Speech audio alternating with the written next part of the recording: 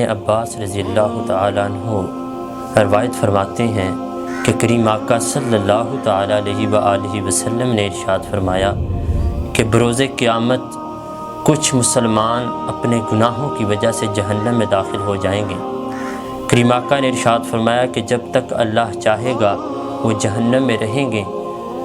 فرمایا کہ پھر کفار اور مشرک لوگ اہل ایمان کو، مسلمانوں کو یہ طعنہ دیں گے کہ تمہیں تمہارے مسلمان ہونے نے کیا فائدہ دیا، تمہیں تمہارے ایمان نے کیا نفع دیا، جب کہ تم بھی ہمارے ساتھ جہنم میں ہو، تمہیں بھی ہمارے ساتھ عذاب دیا جا رہا ہے۔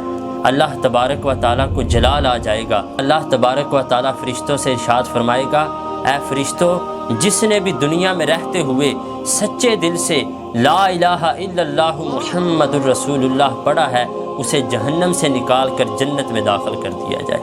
تو کریم آقا نے فرمایا سارے مسلمانوں کو جہنم سے نکال کر جنت میں داخل کر دیا جائے گا، اور جنت کے دروازے پر موجود ایک نہر پر لایا جائے گا۔ فرمایا کہ ان کے سارے جسم جل چکے ہوں گے، اس طرح جل چکے ہوں گے جس طرح کوئلہ جلا ہوتا ہے، لیکن فرمایا ان کے چہرے اور آنکھیں سلامت ہوں گی، نہ تو ان کے چہرے سیاہ ہوں گے نہ ان کی آنکھیں نیلی ہوں گی۔ فرمایا کہ پھر انہیں اس نہر میں غسل دیا جائے گا، یہاں تک کہ ان سے ہر تکلیف، ہر قسم کی اذیت دور ہو جائے گی اور ان کے جسم بالکل صحیح اور سلامت ہو جائیں گے۔ فرمایا فرشتے کہیں گے کہ اے ایمان والو، خوشخبری ہے تمہارے لیے کہ تم مسلمان تھے، اب ہمیشہ کے لیے اس جنت میں داخل ہو جاؤ۔ تو کریم آقا نے فرمایا کہ پھر ہمیشہ کے لیے وہ مسلمان جنت میں چلے جائیں گے۔ جنت میں جانے کے باوجود بھی انہیں جہنمی کہہ کر پکارا جائے گا۔ پھر وہ اللہ تبارک و تعالیٰ سے دعا کریں گے تو اللہ تبارک و تعالیٰ ان سے اس نام کو دور کر دے گا، اب ہمیشہ کے لیے انہیں جنتی کہہ کر پکارا جائے گا۔ تو حضور علیہ الصلوۃ والسلام نے ارشاد فرمایا جب مسلمانوں کو جہنم سے نکالا جا رہا ہوگا تو اس وقت کافر حسرت بری نگاہوں سے دیکھ رہے ہوں گے، اور پھر کریم آقا نے قرآن مجید کی یہ آیت کریمہ پڑھی اور فرمایا الذین کفروا لو کانوا مسلمین، کتنے ہی کافر اس دن تمنا کریں گے اے کاش ہم بھی مسلمان ہوتے۔ تو صاحبو، اپنے مسلمان ہونے پر، اپنے اہل ایمان ہونے پر فخر کیا کرو، اللہ کے حضور سجدہ شکر ادا کیا کرو کہ اللہ نے ہمیں مسلمان گھرانے میں پیدا کیا ہے۔ اسی طرح قیامت والے دن جنت اور جہنم کا فیصلہ تو انسانوں اور جنوں کے لیے ہوگا۔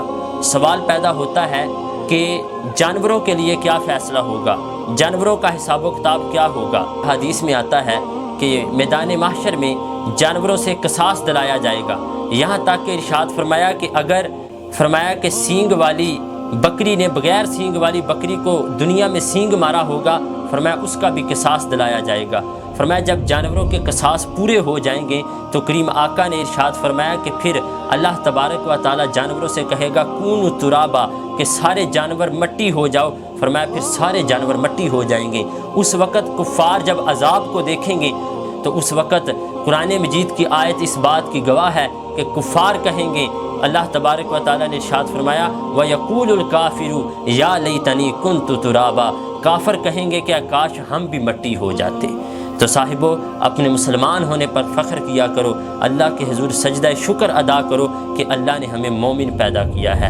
اللہ تبارک و تعالیٰ ہمیں اس نعمت کا شکر ادا کرنے کی توفیق عطا